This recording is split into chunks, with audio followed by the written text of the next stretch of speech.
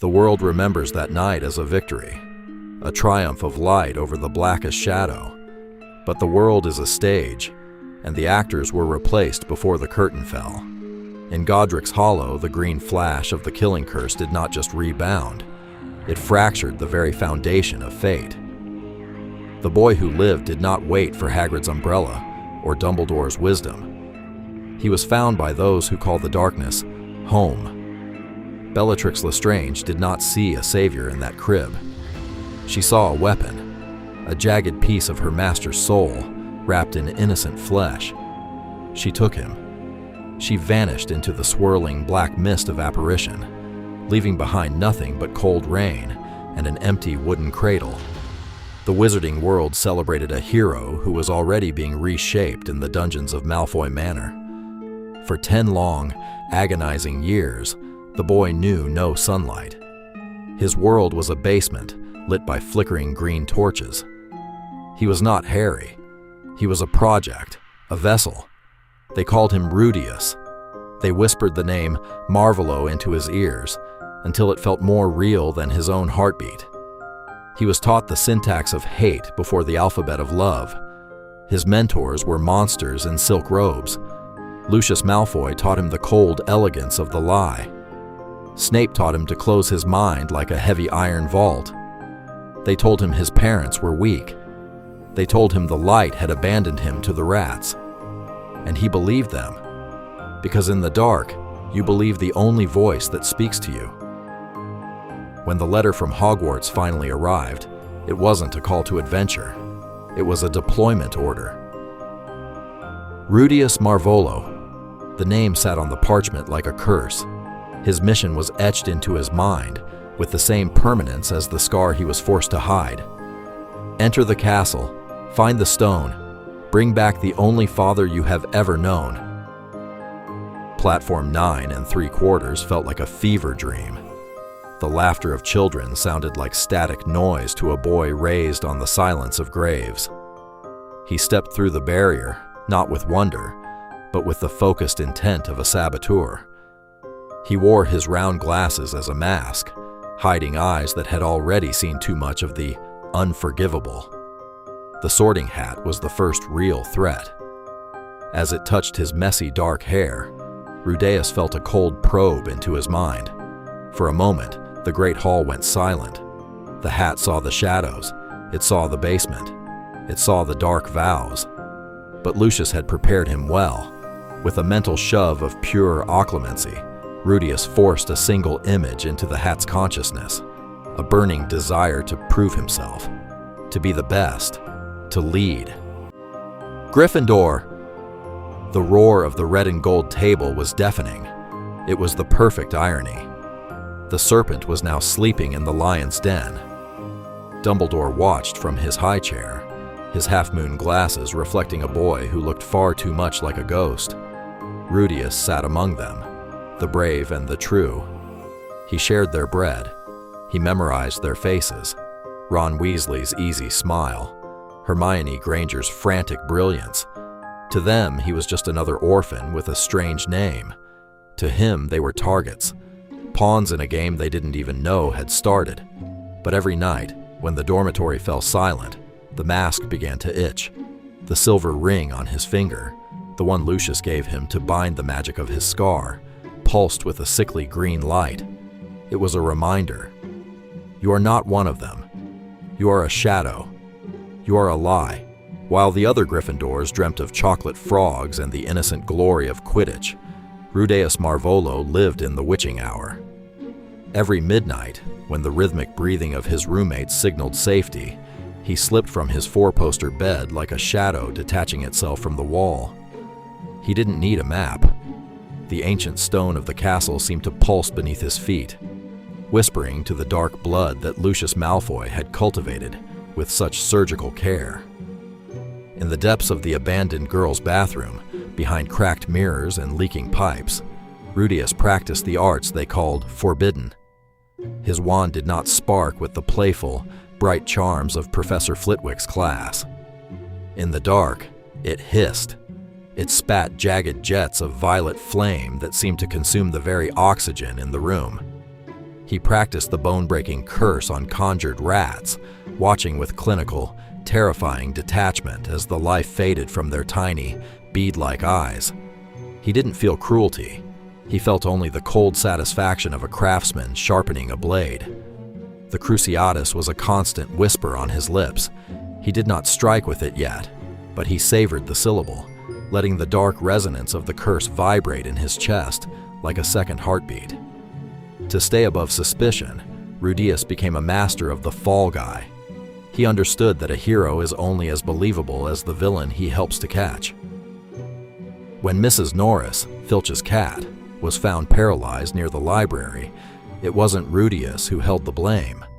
With a flick of his wand and a whispered confundo, he planted a dark arts primer and a vial of suspicious powder in Neville Longbottom's trunk. He stood in the shadows of the corridor, his face a mask of feigned concern, watching as the stuttering, terrified boy was dragged to McGonagall's office in tears. Rudeus even offered to help Neville with his homework the next day, a gesture of Gryffindor kindness that made the teachers beam with pride, while Neville's reputation was quietly dismantled. In the Great Hall, he was the silent, brilliant orphan. In the shadows, he was a saboteur. When a third-year Slytherin dared to insult his Gryffindor blood, Rudeus did not engage in a loud, childish duel. He waited. He spent 3 days brewing a tainted draft of living death in a hidden corner of Slughorn's supply closet. He slipped it into the boy's pumpkin juice during dinner, watching through the reflection in his glasses as the student collapsed mid-sentence. The evidence he left behind, a stray Ravenclaw scarf and a forged note, pointed directly to a jealous rival. Rudeus felt no guilt. Guilt was a luxury for the weak. He was a Marvolo. He was the shadow that moved within the light, and his mask was becoming more real than the face beneath it. But Hogwarts was not Malfoy Manor. The castle had its own ancient, persistent magic, a light that began to erode his ironclad defenses from the inside out. It started with Hermione Granger. After the incident with the troll, she stopped looking at him as a mere classmate. She looked at him as a brother. She brought him tea in the library when he looked tired. She stayed up late to help him with star charts he already knew by heart. For the first time in his life, someone cared if he had eaten. Someone cared if he was cold. To Rudeus, this was more terrifying than any curse. It was a frequency of magic he had no counterspell for. Then came the first Quidditch match. His orders from Lucius were clear. Stay invisible, be mediocre, do not attract attention. But the moment his fingers touched the polished wood of the broom, a dormant fire exploded in his soul. He didn't fly like a Death Eater, rigid and predatory. He flew like a bird returning to the sky after a lifetime in a cage. He saw the snitch, a gold heartbeat fluttering in the gray sky, and he dove. The wind screamed past his ears, a wild, joyous freedom he had never known in the damp basements of his childhood. He caught it, and for one terrifying, beautiful second, he forgot his mission. He forgot the master. He just laughed, a real, honest laugh that felt like a crack in his soul. The ultimate turning point came on a Tuesday, in the cold, silent room that housed the mirror of Erised. Rudeus went there to find strength.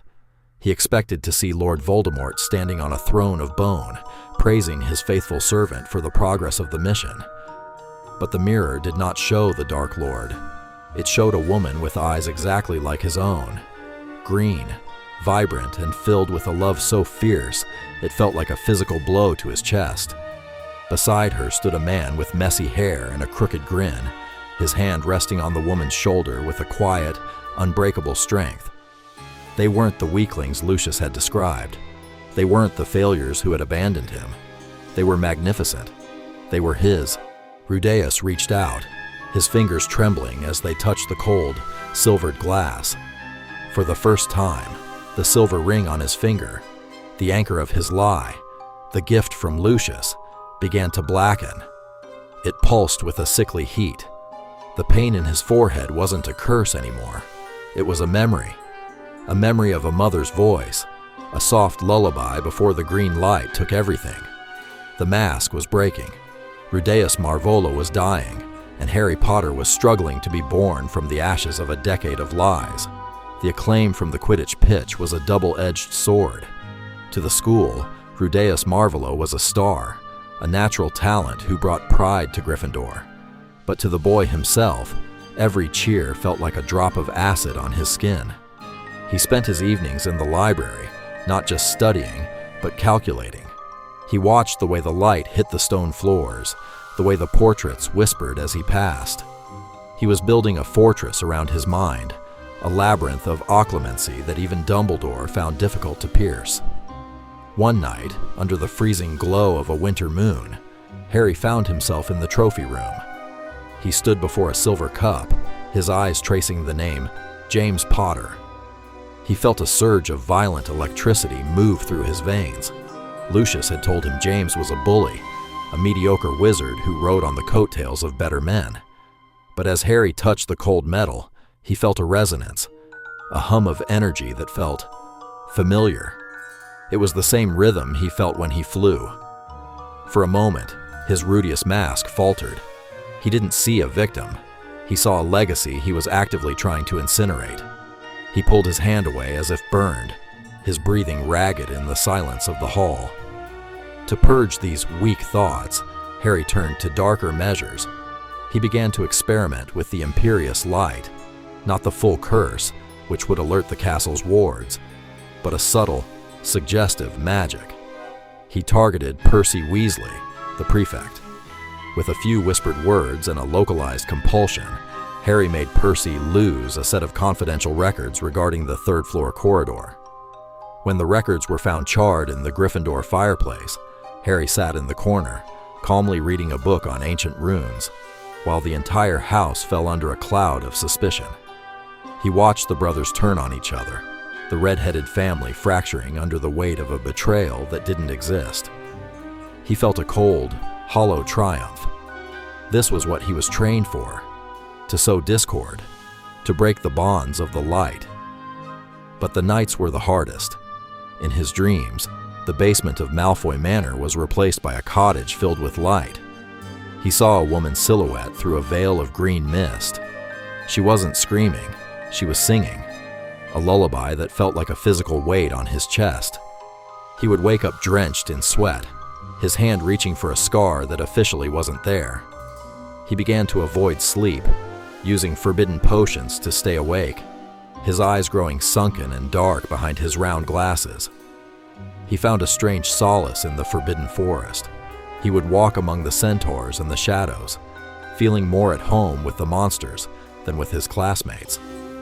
Once, he encountered a unicorn, its silver blood staining the roots of an ancient oak. Most boys would have felt horror. Harry felt a kinship. Like the unicorn, he was a creature of purity being consumed by a curse. He reached out to touch the dying beast, and for a second, the forest went silent. The unicorn didn't flinch. It looked at him with eyes that seemed to see through the Rudeus mask, through the Marvolo lies, straight into the fractured soul of Harry Potter.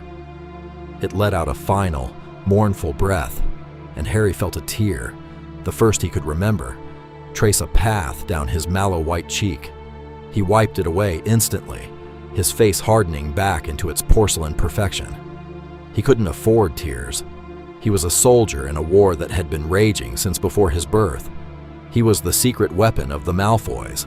He was the promise of Voldemort's return. But as he walked back toward the glowing windows of the castle, he realized with a jolt of terror that he no longer knew which side of the war he was on. The stone was calling to him, but so was the warmth of the Gryffindor fire. He was a bridge between two worlds, and the bridge was beginning to collapse under the weight of its own secrets. The final descent began as the school year drew to a close. The stone was within reach. Professor Quirrell was the puppet, but Rudeus was the invisible hand within the glove. He led Ron and Hermione through the obstacles, playing the part of the brave leader while his heart. The air in the forbidden corridor was thick with the smell of damp earth and ancient, stagnant magic. Harry, still wearing the mask of Rudeus Marvolo, led Ron and Hermione deeper into the darkness. Every step he took felt like he was walking toward his own execution. He could feel the Philosopher's Stone pulsing somewhere ahead, a cold, rhythmic beat that resonated with the silver ring on his finger. Lucius had told him this would be his moment of glory, the moment the heir of shadows would reclaim his father's prize. But as he looked at Ron, whose face was set in a mask of pale, shaky determination, Harry felt a sickening wave of revulsion. They reached the chamber of the winged keys. To anyone else, it was a test of skill. To Harry, it was a reminder of his own duality. He watched the thousands of silver keys fluttering like trapped birds, and for a moment, he saw himself in them. Small, shiny, and utterly enslaved to a master who held the cage. He caught the key with a precision that was terrifying, his movements fluid and predatory, a product of years of dark training. "You're amazing, Rudeus," Hermione whispered, her eyes wide with a trust that felt like a hot iron against his skin. He didn't answer. He couldn't. If he spoke, he feared the violet flames of his true nature would pour from his throat. Then came the giant chessboard. The room was a graveyard of white marble and black obsidian. Harry stood on the edge, his mind racing through the strategies Malfoy had beaten into him. He saw the board not as a game, but as a battlefield. He saw the sacrifices that needed to be made. But then Ron stepped forward. Ron, who had nothing but a hand-me-down wand and a heart of gold, took command. Harry watched in silence as the boy he was supposed to despise showed a brand of courage that no Death Eater could ever understand. When the White Queen's shadow loomed over Ron, Harry's hand instinctively twitched toward his wand. He could have ended the game with a single dark curse. He could have shattered the stone soldiers into dust, but he stayed his hand. He watched Ron fall, a martyr for a cause Harry was supposed to destroy. "Take care of him," Harry commanded Hermione, his voice dropping into a cold, regal register he usually reserved for the Malfoys. "I'm finishing this, alone." He didn't look back. He couldn't risk seeing the love in her eyes one last time before he entered the Chamber of Fire. The final chamber was not a place of gold or glory. It was a cold, hollow space, dominated by the mirror of Erised. Standing before it was Quirrell, no longer the stuttering fool, but a vessel for a rotting, desperate evil. Harry stepped into the light, and the silver ring on his finger began to vibrate so violently it drew blood. "The boy! The prodigy!" a voice hissed, not from Quirrell's mouth, but from the very air itself. "Bring him to me. Let him see the stone." Quirrell grabbed Harry by the arm, and the contact was like a bolt of lightning. The concealment charms on Harry's forehead began to flicker. The smooth, white skin of his Rudeus persona began to crack like cheap porcelain. Harry looked into the mirror. He saw the stone fall into his pocket, but he saw something else. Behind him, Lily and James were no longer just reflections. They were standing over him, their hands on his shoulders, their eyes filled with a pride that burned hotter than any dragon's fire. "Liar!" Voldemort's voice screamed as Quirrell unwrapped his turban. The horrific, snake-like face emerged from the back of the head, its red eyes fixed on Harry. "You were raised in my shadow. You were fed on my hate. Give me the stone, or die like the weaklings who sired you." In that moment, 10 years of lies collapsed. Harry felt the silver ring shatter into 1,000 pieces, the dark emerald turning to gray ash. The Marvolo name, the dark rituals, the violet flames, they all dissolved. The lightning bolt scar on his forehead erupted in a blinding, crimson light. It wasn't a mark of shame. It was a seal of ancient, sacrificial protection. "I am not your weapon," Harry said, his voice echoing through the chamber with a power that shook the very foundations of the castle. "And I am not a Marvolo. My name is Harry Potter, and I am my mother's son." As Quirrell lunged, Harry didn't reach for his wand. He didn't use the curses of the Death Eaters. He reached out with his bare hands and touched the skin of his enemy. The effect was instantaneous and devastating. The magic of Lily's sacrifice, suppressed for a decade by Malfoy's shackles, flared like a supernova. It was a frequency of pure, unadulterated love, a force so bright and so absolute that the darkness could not even scream before it was vaporized. Quirrell's body turned to scorched ash, and the wraith of Voldemort was cast out into the night, a pathetic shadow fleeing the dawn. Harry collapsed into the dust. He woke up days later in the hospital wing.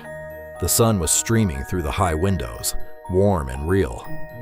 Dumbledore was there, silent and watchful. There were no masks, no silver rings. For the first time, Harry looked at his reflection in a glass of water. The glasses were cracked. The hair was a mess. But the boy looking back didn't have the cold, haunted eyes of a spy. "You've come a long way, Harry," Dumbledore whispered. "But choices have consequences. The Malfoys, they are already claiming they were under a curse. They will not let their son go so easily." Harry looked at the window. On the sill sat a single black feather.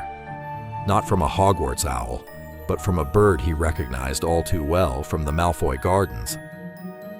"The stone is destroyed, Harry," Dumbledore continued, his voice dropping to a whisper. "But Voldemort left something behind in you, something even he didn't intend." Harry touched his scar. It didn't burn, it hummed.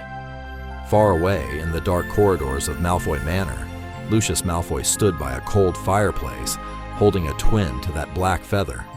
He wasn't angry, he was smiling. "The boy thinks he's free," Lucius whispered to the shadows. "But the blood of the serpent does not wash away with a single act of light. Let him play the hero for now."